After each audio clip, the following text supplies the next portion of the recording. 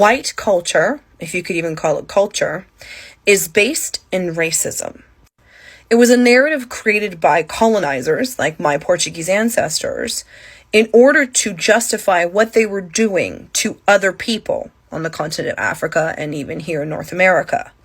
And the narrative was that we white people were better than all other races. And they did so through Christianity.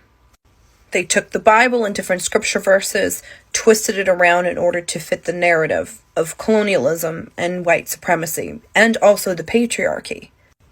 And the patriarchy is white man in power. White supremacy is white man in power. Colonialism is white man in power. And Christianity, for the most part nowadays, is white man in power.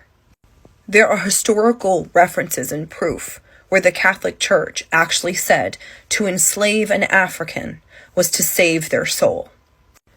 The kidnapped and enslaved Africans that were here in North America were preached different scripture verses than were actually in the Bible. And that's why they weren't allowed to read. Because if they could read, then they could see that these scripture verses were incorrect and they couldn't be controlled anymore by this white God. And white people, we didn't identify as white until colonialism. We identified as Portuguese, or Latvian, or German, or Italian, or French.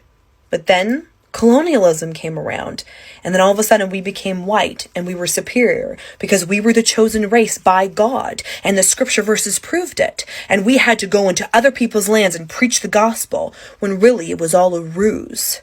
It was all an excuse to go in and rape and pillage the land and the people and the cultures.